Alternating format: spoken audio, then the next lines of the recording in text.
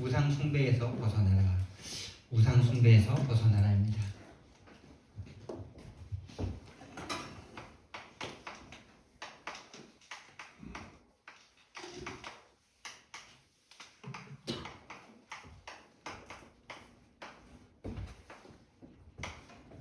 무엇이 우상인지를 알고 정말 우상에서 벗어나는 저와 여러분 되길 바랍니다.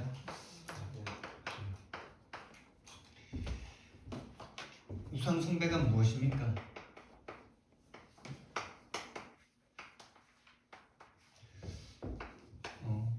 모든 사람은 행복하길 원합니다. 하나님 떠난 인간은 하나님 없이 행복하려고 하는데요. 하나님이 없는 그 인생 자체가 우상 숭배 속에 있는 겁니다.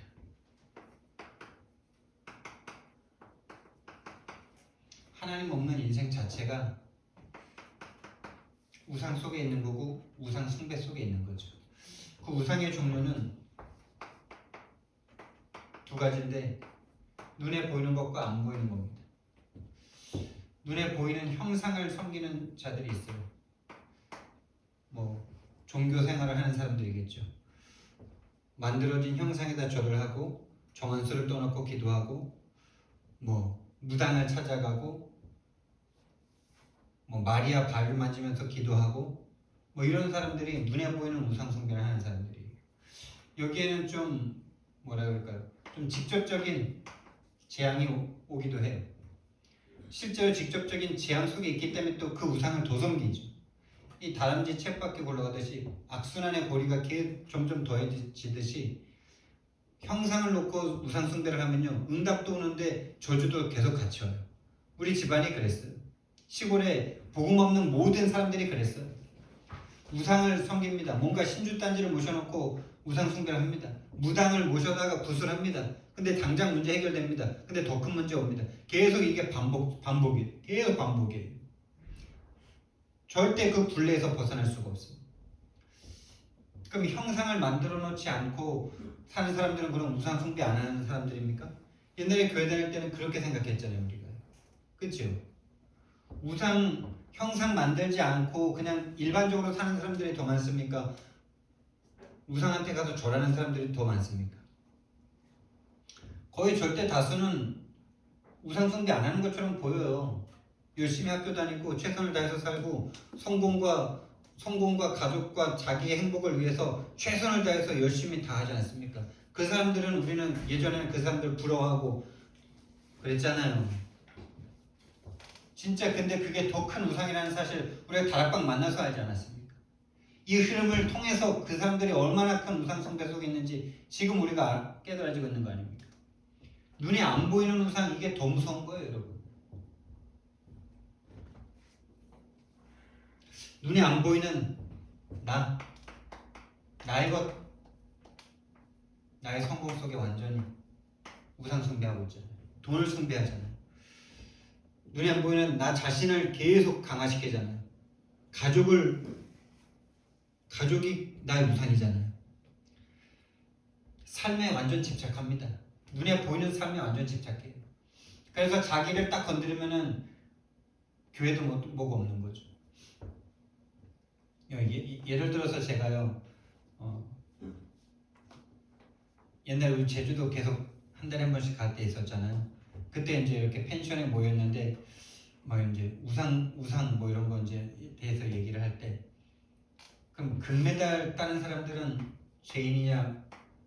금메달 따기 위해서 이렇게 진짜 한평생을 금메달에 생명을 걸잖아요. 그 사람들은 우상 숭배자입니까? 애국자입니까? 제가 다른 거는 이렇게 우상 숭배다 이렇게 다 말을 했는데 그런 금메달을 하는데 제가 당장 대답이 딱 안 나오더라고요. 금메달 따는 건 옛날부터 영웅이고 나라를 빛내는 사람이고 이런 생각에 딱 사로잡혀 있던 이 금메달. 여러분, 왜 금메달 따기 위해서 한평생을 바치는 그 사람들이 왜 우상 숭배자입니까? 하나님 필요 없잖아요. 하나님 필요 없잖아요. 다른 사람들도 하나님 필요 없게 만들잖아요.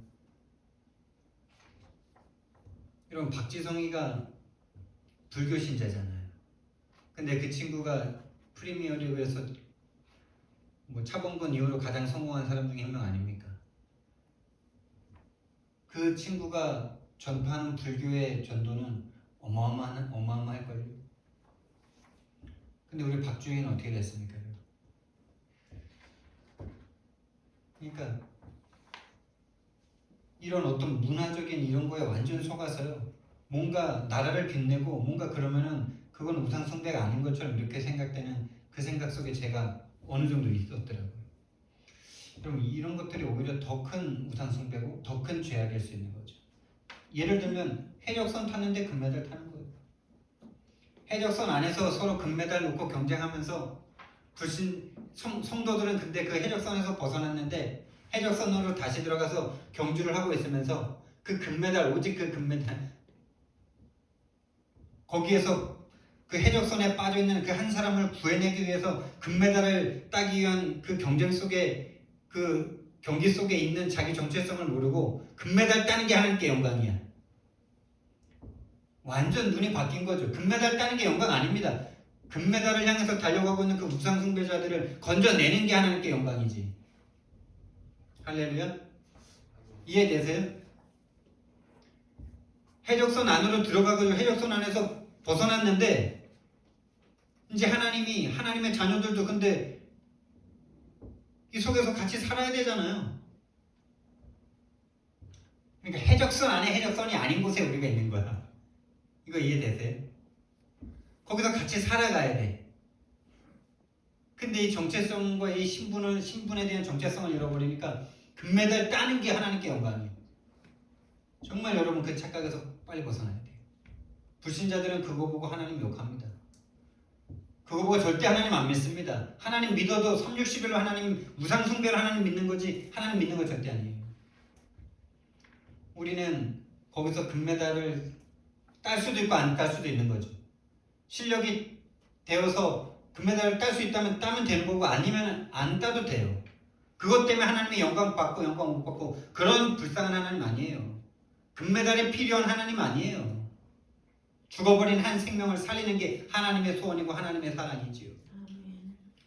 금메달을 따든 동메달을 따든 순위 안에 못 들든 그 안에 들어가서 구원받지 못한 자들, 우상 숭배에 빠져서 영원한 멸망 가운데 들어가고 있는 그 자들을 건져내라고 하나님이 우리를 이 땅에서 더 살게 하시는 건데 그 정체성은 하나도 없고 오직 금메달, 오직 금메달. 그게 하나님의 영광이야.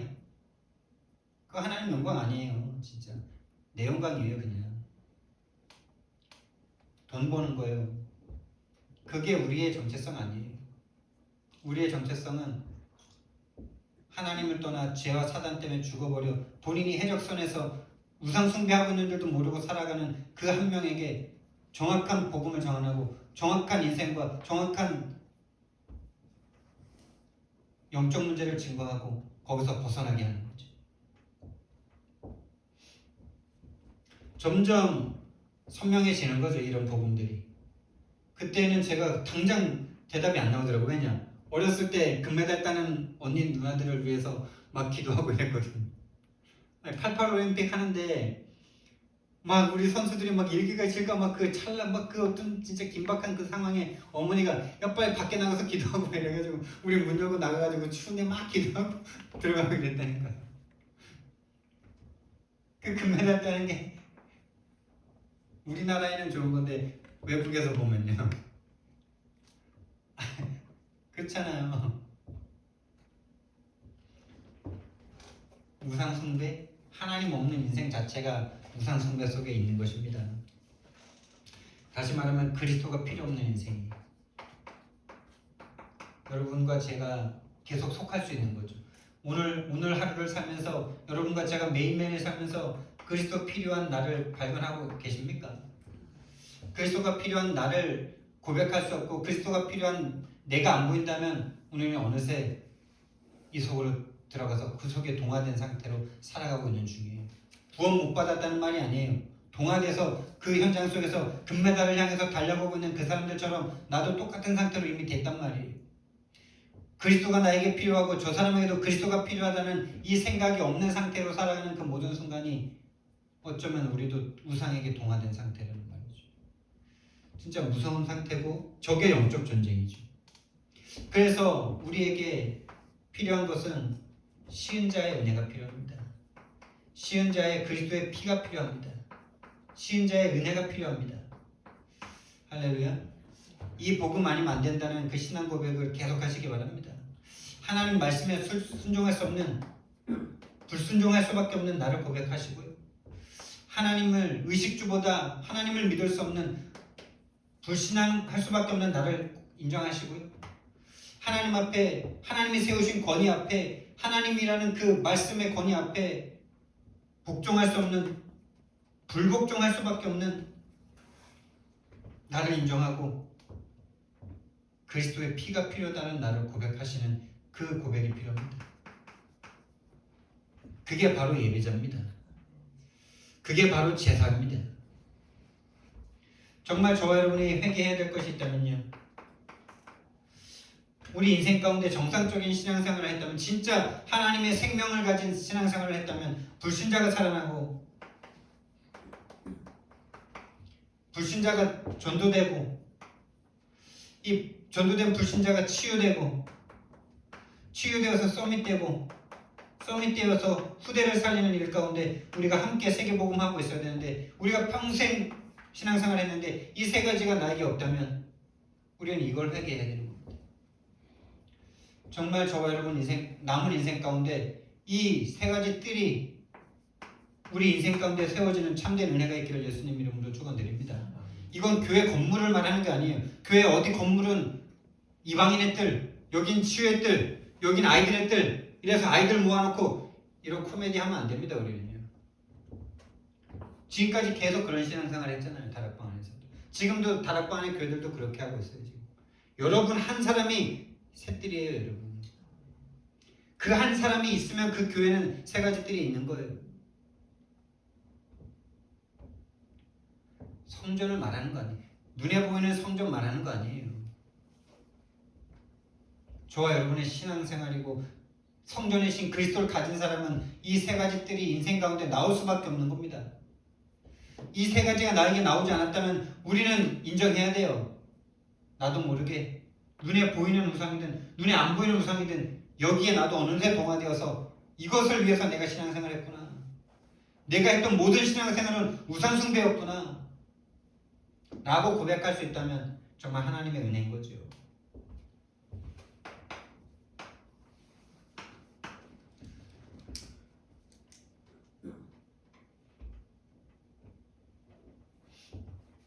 진짜 우상은 마음과 생각에 하나님이 없는 상태입니다. 이 상태에서 벗어나시기 바랍니다. 저와 여러분이 왜 괴롭습니까? 문제 때문에 문제다고 말하죠. 돈이 없고 뭔가 상황 때문에 괴롭다라고 말하죠. 아니요. 마음 생각에 그 문제를 이기신, 그 문제를 해결할 수 있고 그 문제보다 크신 하나님이 없는 상태이기 때문에 괴로운 거예요. 우리는 그 상태를 보고 그 상태를 바꾸는 이 근본의 여정을 계속 가셔야 돼요. 행동을 바꾸는 게 문제 아니에요. 행동 바꾸려고 절대 노력하지 마세요. 행동을 바꿔서 뭔가 다른 사람들이 볼 때 인정받으면 그 사람은 진짜 시간이 오래 걸려요. 그럴 수밖에 없는 그런 행동을 할 수밖에 없는 그 영적인 상태를 인정하고 영적 상태가 바뀌어짐으로 말미암아 행동이 바뀌어지는 그 근본의 여정을 우리는 가야 되는 줄 믿습니다. 행위가 아니에요. 그런 행동을 할 수밖에 없는 영적 상태와 마음이에요.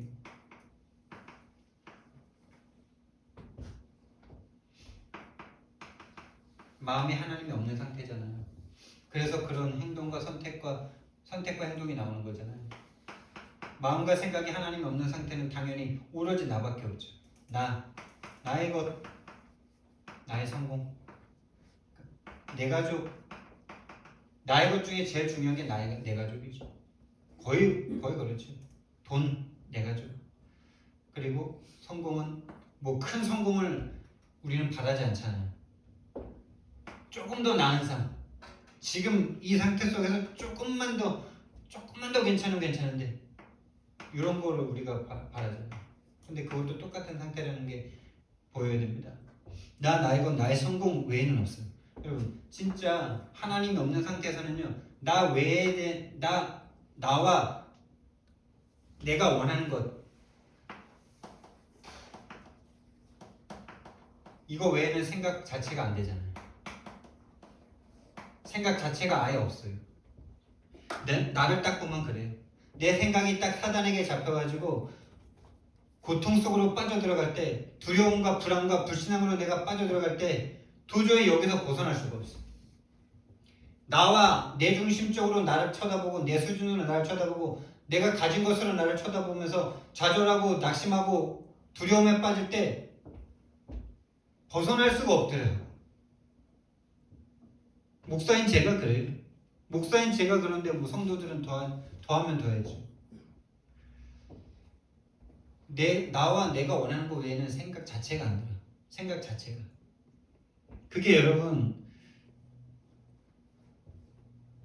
그게 여러분 진짜 신분의 고통이라는 사실을 알아야 됩니다. 원래 구원 이전의 상태로 이미 돌아간 상태예요. 그게 하루에도 몇 번씩 오잖아요. 그걸 회복하는 시간은 예배 때밖에 없잖아요. 예배 드리고 나서 또 돌아가잖아요. 이상하게 은혜 많이 받았다는 생각하는 그날 오히려 더 많이 잡히기도 하더라고요. 희한하죠. 사단이 그만큼 더 공격한다는 사실을 우리는 기억해야 됩니다. 은혜 받아서 하나님 쪽으로 가려고 하는 그때 사단이 더 역사한다는 사실을 우리는 반드시 기억해야 돼요. 그게 내가 아닙니다, 여러분. 그렇게 내가 원하는 것밖에 생각할 수밖에 없는 게 나 아니에요. 사단에게 잡힌답니다. 이게 인정돼야 돼요. 사단에게 장악된 나로 보여야 돼요. 이거 인정이 진짜 쉬운 게 아니에요. 그게 왜 나지 왜 그게 사단이에요. 그래서 어제 그리고 이거가 인정 안 되는 사람들의 특징이 뭐냐? 아직 젊고 아직 혈기가 있는 사람들이 이거 인정이 안 돼요. 그러면서 이런 말을 하죠. 그럼 다 사탄한테 핑계 대는 거 아닙니까? 이렇게 말을 합니다. 그게 참 맞는 말인 것 같죠. 사단한테 다 나쁜 건 다 사단에게 핑계를 돌리는 것 같아요. 진짜 그건 영적 세계를 전혀 모르는 상태에서 나오는 이성적이고 합리적인 말이에요. 이성과 합리에 보면 참 맞는 것 같아요. 그럼 내가 안 좋은 건 다 사단이겠네? 사단에게 모든 걸 다 핑계대는 것 같아요. 그냥 목사님이 그러는데요, 뭐 목사님. 그럼 안 좋은 건 다 사단이야 이러는데요. 뭐. 내가 다 사단이야 이러고 싶었는데 많이 못하겠다.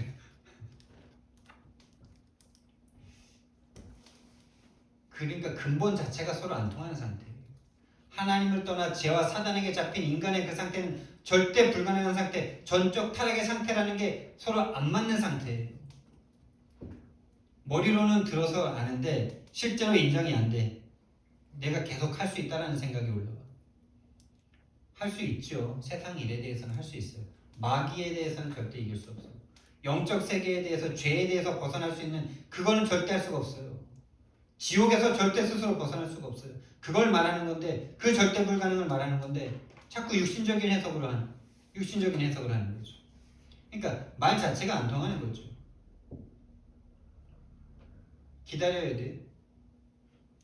기다리면서 그 영혼을 잡고 있는 강한 자가 꺾이도록 기도하는 거 외에는 답이 없어요. 말로 서로 붙었다가는 싸우게 되고 합리 논리에 집니다. 저요.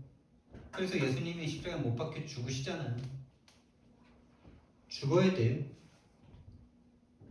내가 죽어야 되고 그 사람이 죽을 때까지 기다려야 돼요.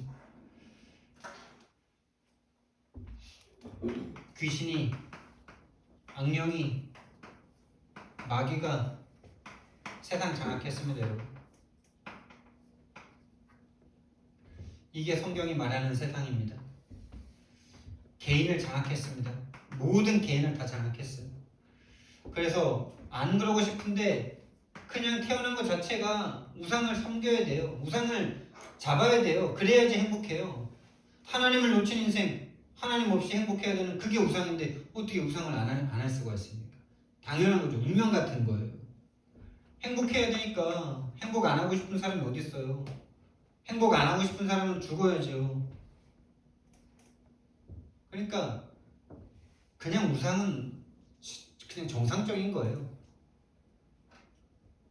당연한 거예요. 하나님 떠난 인생 당연히 우상 삼고 그 우상을 이루면 좀 행복했다가 그 우상 때문에 정신문제 왔다가 또 좀 회복되면 또 좋아했다가 또 그것 때문에 고통받았다가 그게 심각해지면 정신병원까지 가야 되고 내가 원하는 것, 내 소원, 내가 원하는 것 그거 되면 행복하고 그거 안 되면 낙심하고 좌절하고 그게 정신문제죠. 그것과 상관없이 정신문제 오기도 하는데 거의 그걸 통해서 정신문제 옵니다. 육신과 미래, 후대가 그대로 따라갑니다. 하나님 마음과 생각에 하나님이 없는 상태, 이 신분의 문제가 우리 인생에 계속되고 있는 거죠. 한마디로 말해서 요한복음 8장 44절의 상태. 너희 아비의 욕심.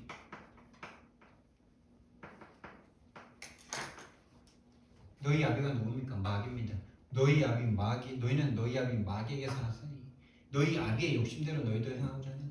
제가 우리 최 목사님이 그렸던 그림을 좀 이렇게 묵상하는데 진짜 그 뱀이 완전히 감싸고 있는 그 그림 있잖아요. 근데 그 그림보다 더 정확한 그림을 제가 묵상 중에 좀 생각이 났어요.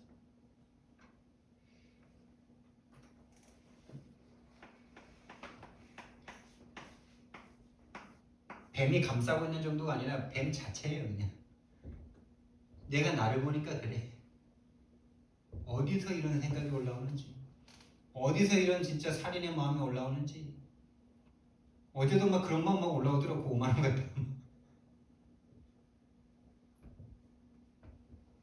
나를 막 얼마나 괴롭히는지 같은 질문 계속하고 막 그 정도는 감사하고 입으셔야 된다는데 안 된대. 막 반품해야 된대. 바지값 빼달래. 막 그 마음에 그냥 확 줘버렸는지도 몰라요. 선행이 아니라.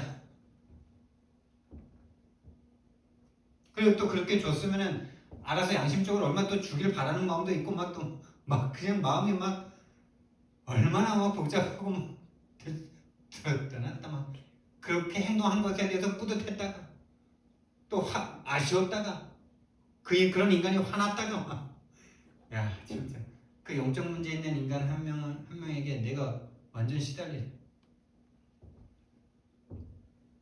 하나님 떠나 지와 사단에게 잡혔지. 이 생각은 하는데 다른 생각이 더 나를 막 괴롭히고. 여러분 완전 뱀이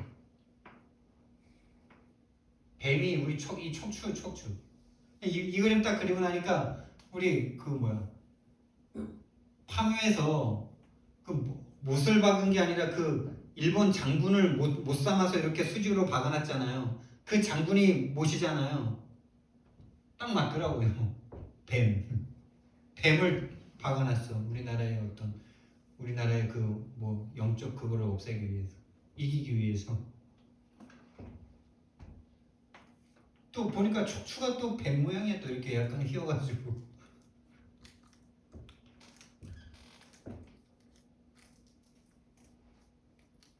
그래서 내가 죽지 않으면 절대 뱀 안 죽어요. 이거는 뱀 떼낼 수 있잖아요. 그쵸? 근데 요거는 내가 죽지 않으면 이거 뱀 안 떨어져 절대. 다음에 한번 그려드리려고 해요. 전도학교 할 때. 완전 진짜 사단이 마귀에 완전 속한 채로 태어났잖아요. 이 상태로 우리는 모든 인간이 세상에서 살아갑니다.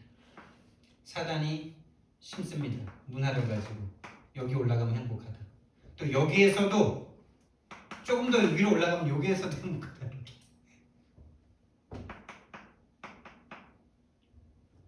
이 함정과 틀과 올무, 완전 신분을 바꿔놓은 채로 함정과 틀과 올무에 박아버렸죠. 그래서 여기서는요, 나 스스로 절대로 불가능합니다. 내가 죽어도 안 돼요. 내가 죽으면 그냥 마귀랑 함께 지옥 가는 거예요. 근데 하나님이 이 속으로 들어와 주셔요. 이 속으로 들어오셔서 이 뱀의 이거를 다 박살내 주셔야 돼요. 그리고 나를 거듭나게 하셔야 돼요. 거듭나야 돼요. 죽었다 다시 살아야 돼요. 죽을 뻔했다 다시 살면 안 돼요. 기절했다 다시 살면 안 돼요. 완전 죽었다가 다시 살아나야 돼요. 이게 구원이고 이게 생명입니다. 이게 재창조입니다. 죽을 뻔했는데 살아난 거 아니에요. 완전 죽었는데 살아난 거예요. 예수님이 3일 동안 죽으셨다가 살아난 거잖아요. 3일은 완전한 죽음을 말하는 겁니다.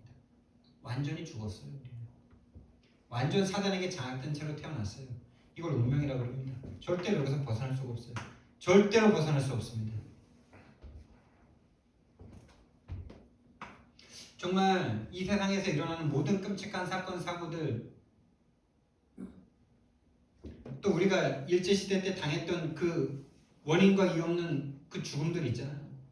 제가 어제도 잠깐 이렇게 영화 뭐 이렇게 짧게 봤는데, 그 그러니까 일본에서 어떤 학살이 일어났냐면, 일본인인지 한국인인지 모르는 그런 상태 속에서 일본인을 막 학살하는 거야. 무슨 말인지 아시겠어요? 한국인이랑 일본이랑 좀 비슷하게 생겼잖아요. 그러니까 일본에서 좀 오래 살고 거기서 태어나서 자란 사람들이다 보니까 이게 한국인인지 일본인인지 구분이 안 되잖아요. 근데 일본인들이 완전 돌아가지고 한국인 학살하는데, 진짜 일본인인데 한국인인 줄 알고 막 죽이는 거야. 애기 메고 있는 엄마가 도끼로 찍어버려 막. 여러분, 그런 어떤 끔찍한 재앙의 현장입니다. 뭐 조두순이 같은 사람과 뭐 어떤 연쇄살인마들이 사람을 죽이는 그런 끔찍한 사고를 당한 사람들, 그런 사람들에게 우리가 진짜 복음 전할 수 있습니까? 그 사람들이 당한 끔찍한 그 저주와 재앙보다 하나님 떠난 문제가 더 큰 재앙이라고 저와 여러분이 볼 수 있다면, 저와 여러분은 전도자의 응답을 받을 겁니다. 근데 하나님 떠난 것보다 그 사람들을 딱 쳐다봤을 때 마음과 생각이 완전 동화되고 거기에 완전 끌려가가지고, 그러면 절대 우리는 복음의 사람이 아니에요. 그게 성령의 역사로 가능할 줄 믿습니다. 그거보다 더 끔찍한 게 하나님이 떠난 문제라는 사실이 저와 여러분에게 보여줘야 돼요. 그 눈이 없으면요, 현장 가는 순간 동화됩니다. 현장에 조금 고통하는 사람들한테 동화됩니다. 나를 괴롭히는 사람들한테 동화됩니다. 하나님을 떠난 상태가 얼마나 가장 큰 저주와 재앙인지, 얼마나 가장 큰 지옥인지, 얼마나 멸망인지가 저와 여러분에게 없다면, 그래서 거기서 내가 벗어난 그 은혜가 없다면 우린 현장 가면 동화돼요. 오현장에 동화돼요. 내 수준에 동화돼요. 계속 주기적 반복적으로 실수하고 시달리는 나한테 동화돼요. 여러분, 그런 거에 동화되지 않을 만큼 진짜 근본 이해되시기 바랍니다. 복음 이해되시기 바랍니다. 완전 처절하게 죽었던 저와 여러분입니다. 사단이 언제 어디서든 어떻게든 저와 여러분을 유린하고 죽여도 상관없는 상태에서 우리가 구원받았어요.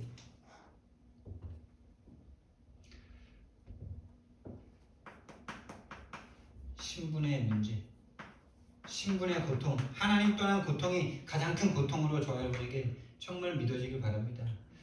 체험되길 바랍니다.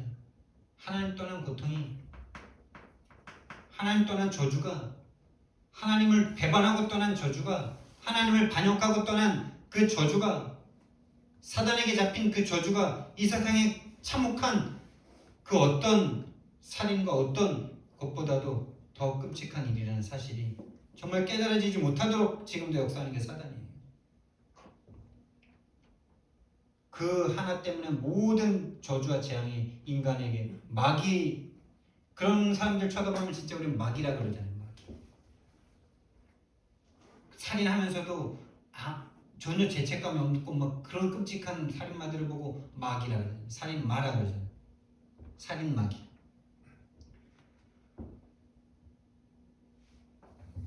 여러분 진짜 하나님 떠난 고통이 다른 어떤 고통보다 다른 어떤 재앙보다 가장 끔찍한 저주이고 재앙입니다.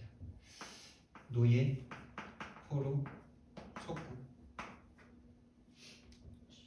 식민지. 이 상태는요 잡아다 그냥 묻어도 다 죽어야 돼요. 그냥 노예는 재산이에요. 재산. 그래서 그냥 주인이 갖다 묻으면 그냥 묻혀야 돼요. 그게 요셉이 당한 고통이에요. 육신적 고통. 근데 그 속에서 신분을 누린 거예요. 구원받은 신분을 누린 거예요. 하나님이 함께하는 신분을 누린 거예요. 여러분 여기서 벗어나려면요 이 우리 육체를 완전 정복한 이 강한 자가 결박되지 않고는 절대 벗어날 수가 없는데 우리 힘으로는 이 강한 자를 절대 결박할 수가 없어요. 성령님만 하실 수 있는데 그 성령님이 오시는 통로가 뭡니까? 하나님이 오셔서 죽으셔야 그 성령님이 우리 속으로 들어오실 수가 있어요. 하나님이 오셔서 죽으셔야 해결되는 문제입니다. 여러분. 이 은혜를 저와 여러분이 받은 겁니다. 이 은혜를 받은 신분과 권세를 저와 여러분이 누리기 시작해야 됩니다. 지금 당장의 어려움들은 하나님이 이 복음 깨달으라고 주시는 하나님의 기회인 줄 믿습니다. 벗어나는 길 오직 그리스도입니다. 그리스도 외에 답 없어요. 그리스도 외에 다른 길을 주신 일이 없어요. 다른 이름을 우리에게 주신 일이 없습니다. 천하 인간 중에 구원받을 만한 다른 이름을 우리에게 주신 일이 없습니다. 오직 그리스도입니다. 처음부터 영세 전부터 창세기 3장 15절입니다. 여인의 후손이 오셔서 여자의 후손이 오셔서 뱀의 머리를 상하게 할 것이다. 다시 말하면 하나님이죠. 인간의 아들이 아니라 하나님이시라는 거예요. 하나님의 아들이고 하나님이시라는 거예요. 여자의 후손이 오셔서 뱀의 머리를 상하게 할 것이다. 출애굽기 3장 18절 말씀에 이 죄를 해결하기 위해서 희생제사로 오실 것이다. 보라 세상 죄를 지고 가는 하나님의 어린 양이다. 이사야서 7장 14절 절대 우리는 하나님 찾지 않습니다. 능력 찾지. 바벨론 이길 능력을 달라고 하지. 바벨론을 쳐부술 수 있는 군대를 달라고 하지. 예수님 나를 위해서 십자가 못 박혀 죽어주세요. 이거 구할 수 없는 이 상태인 인간을 볼 수 없는 상태예요. 임마누엘 하나님이 우리 속으로 들어와 주셔야 돼요. 하나님이 이 인간 속으로 들어와 주셔야 돼요. 하나님이 세상으로 오셨다는 것은 마귀가 지배하고 있는 세상으로 오셨다는 것은 예수님이 말씀하시잖아요. 내가 너희 안에 너가 내 안에 할렐루야. 그 은혜를 누리셔야 돼요. 그게 복음 이해하는 거예요. 복음 이해가 이 지식을 이해하는 거를 넘는 거예요. 실제가 돼야 되는 거예요. 내가 너희 안에, 너희가 내 안에. 내가 너희 안에, 너희가 내 안에 있는 것이 바로 구원입니다. 그 사람은 죽음을 뛰어넘는 겁니다. 죽어도 죽는 게 아니라고 말씀하신 겁니다. 땅속에 묻히는 건 그냥 통과 의례예요. 영원한 생명이신 그분과 영원한 천국으로 들어가는 거예요. 이 일을 이루기 위해서 하나님의 시간표가 됐을 때 이 세상으로 육신으로 성육신하시고 자기가 만드신 피조물에게 고통당하고 죽음당하시고 죽음의 권세를 깨뜨리시고 사단의 권세 깨뜨리시고 부활하셔서 지금 저와 여러분과 함께하고 계시는 줄 믿습니다. 지금 성령으로 영과 진리로 예배할 때가 온다. 바로 지금 우리가 너무나 큰 축복을 받은 거 아닙니까? 영과 진리로. 그래서 마귀의 일을 끝내셨어요. 마귀의 일이 뭡니까? 하나님 떠나게 만드는 겁니다. 처절한 실패를 줘서 하나님 떠날 사람은 처절한 실패를 주고 큰 성공을 해가지고 하나님 떠난 인간들에게는 하나님 떠난 그 성공을 주고 하나님 떠나게 만드는 게 모든 목적이에요. 이거 한 가지만 하면 돼. 엄마만 없으면 엄마만 못 만나게 엄마만 떠나게 만들면 돼요. 물만 떠나게 만들면 그냥 끝이에요. 나무가 땅에서 뿌리만 뽑히면 끝이에요. 로마서 8장 2절 법대 법입니다. 죄와 사망의 법에서 죄의 삭은 사망이니 너는 흙이니 흙으로 돌아갈지니라. 법대 법입니다. 예수 안에 있는 생명의 성령의 법이 죄와 사망의 법에서 너를 해방하였습니다. 그런즉 나를 믿는 자는 죽어도 살겠고 살았으 나를 믿는 자는 영원히 죽지 아니하니라. 나는 부활이요 생명이니. 여러분 우리는 그 예수를 믿는 겁니다. 창조주 예수를 믿는 겁니다. 그 예수의 능력을 체험하는 저와 여러분 정말 되길 바랍니다. 작은 것부터 시작하시기 원합니다. 작은 것부터 그 부활하신 창조주 하나님, 나를 사랑하셔서 나를 위해서 죽으신 그 그리스도의 능력을 체험하기 시작하셔야 돼요. 함께 하시는 그 그리스도를 정말로 대화부터 시작하시기 바랍니다. 요한복음 14장 6절 내가 곧 길이요 진리요 생명이니. 여러분 이게 진짜 예수 그리스도에 대한 정의입니다. 생명이 누구라고요? 죽어서 천국 가는 게 그거 아니에요. 생명이신 그리스도와 함께하는 게 천국이에요. 여러분. 생명이신 그리스도와 붙어있으면 죽어도 죽는 게 아니라는 말씀인 거예요. 옛날에 그 말씀이 너무나 이해가 안 되는 거야. 아니 죽어서 지금 무덤에 들어가는데 뭘 안 죽는다 그러니 이해되셨어요? 그리스도와 완전 접붙임 되니까 죽어도 죽는 게 아니라는 거예요.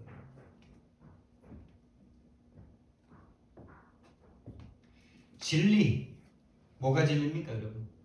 어제 1 플러스 1은 1 더하기 1은 뭐냐라고 이정환 목사가 물었을 때 여러분 무슨 생각하셨어요? 저는 1 더하기 1은 피곤해 이거였어요.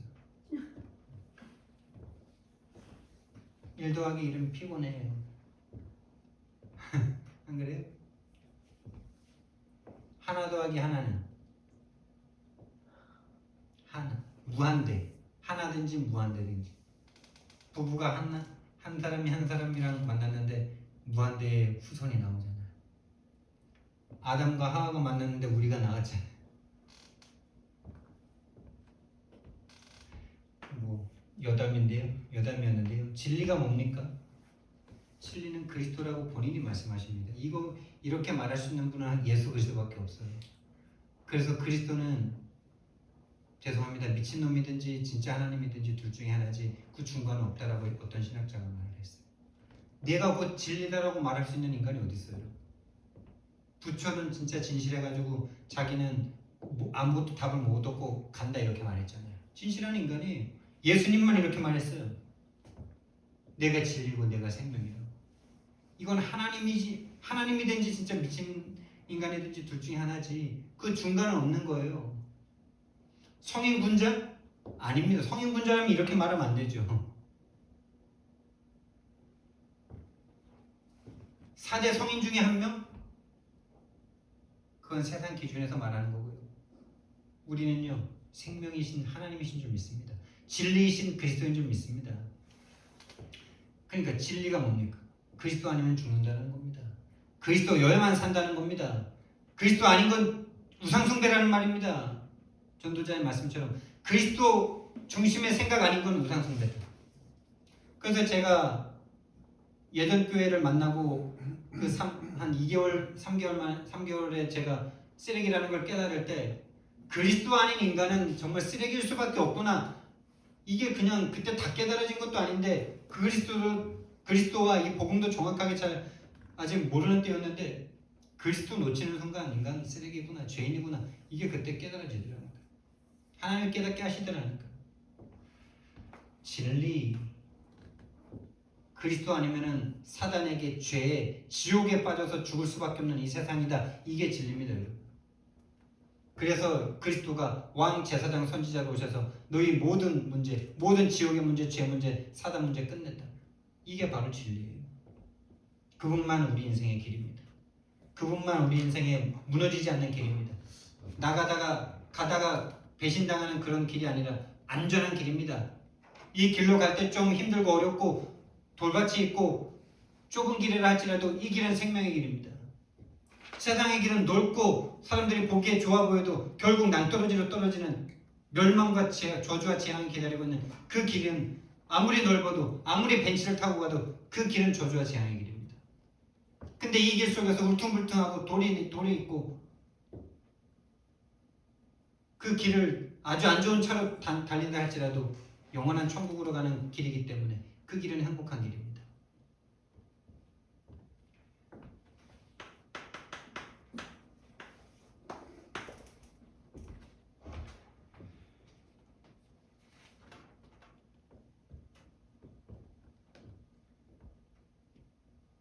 그래서 우상 숭배에서 벗어나는 길이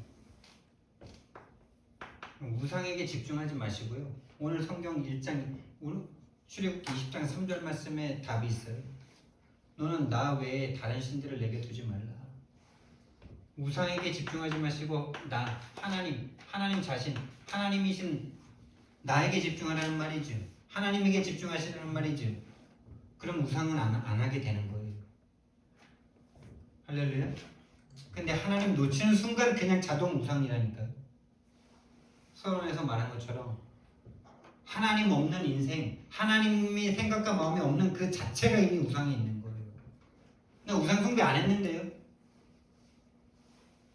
하나님의 뜻과 계획이 마음에 없잖아요. 하나님이 지금 나와 함께 하신다는 그 눈으로 나를 못 쳐다보잖아요. 하나님께 집중하시면 됩니다. 하나님과 함께 하시면 됩니다. 우상에게 집중하지 마시고 하나님께 집중하고 하나님을 사랑하고, 그래서 창세기 1장 27절이 되고 2장 7절이 되고 2장 18절이 되면 되는 거예요. 이게 곧 말씀 성취입니다. 말씀이신 하나님께서 성취는 요거 하나밖에 없습니다. 여러분.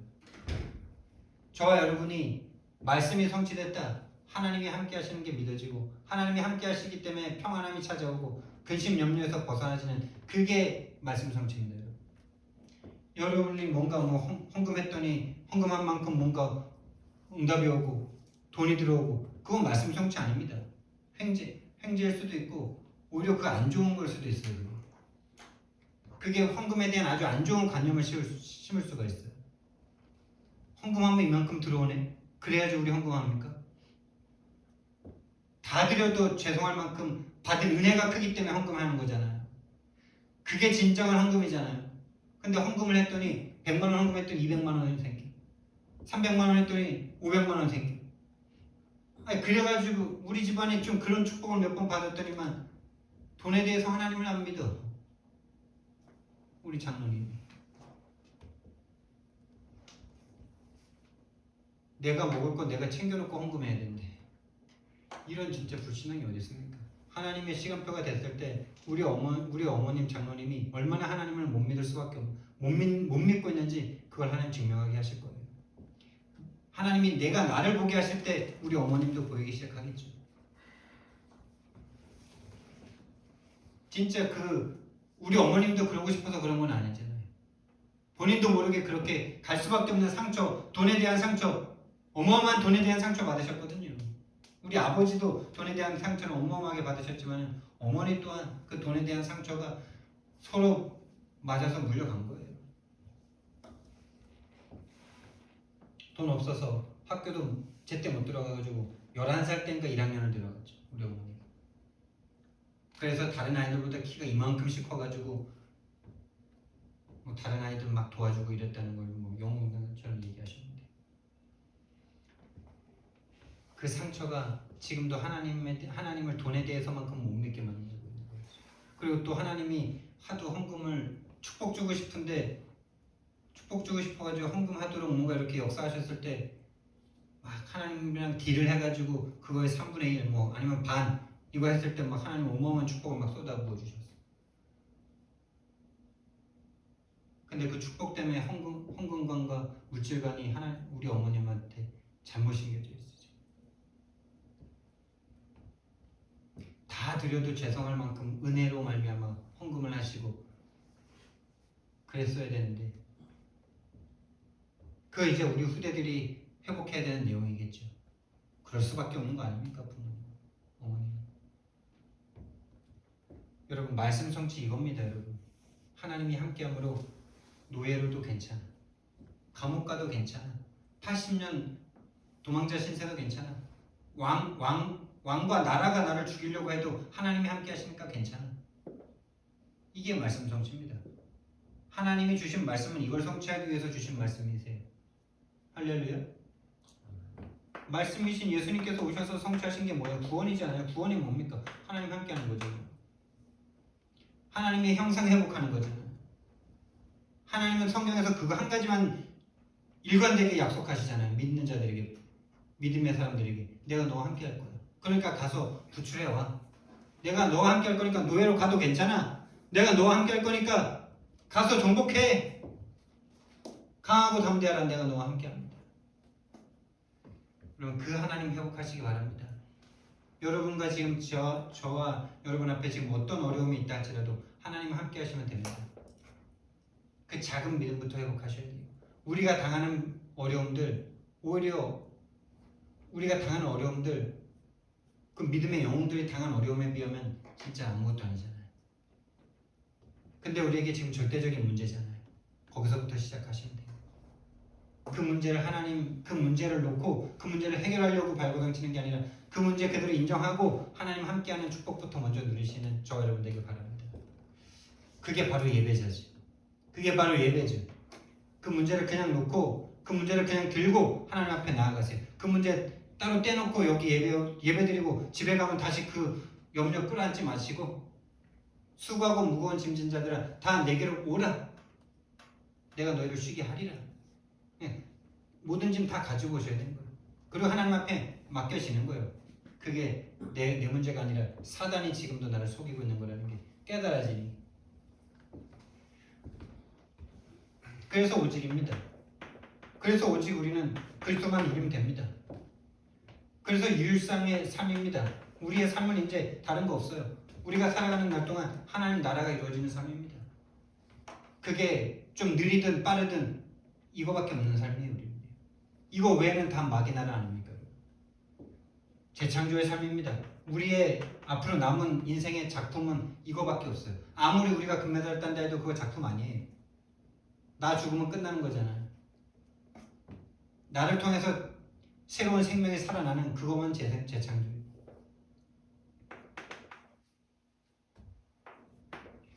그래서 우리는요, 지금까지 나를 끌고 왔던 이 망대를 바꿔야 돼요. 사단의 망대를 그리스도의 망대로 바꿔야 돼요.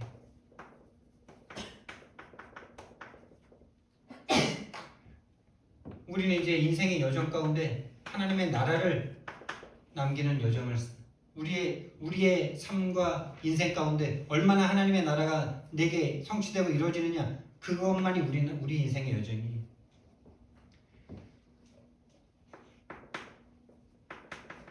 우리 인생 가운데 얼마나 성령께서 역사하셨는지 그것만 우리 인생의 이정표예요. 우리 남은 삶 이렇게 살면 됩니다. 할렐루야. 정말 그리스도로 나의 망대를 바꾸고 하나님의 나라를 이루는 내 인생의 여정 가운데 성령의 역사하실 줄 믿습니다. 사랑의 하나님, 하나님을 떠난 그 순간 우상에 빠질 수밖에 없었고 우상에 빠져서 하나님을 떠납니다. 하나님, 내가 절대로 해결할 수 없는 이 영적인 문제, 사단의 문제, 사단이 개입한 이 문제, 하나님 그리스도로만 해결받을 수 있사오니 오직 그리스도를 붙잡는 참된 예배자가 되게 하옵소서. 감사드리며 예수 그리스도 이름으로 기도드렸습니다. 아멘.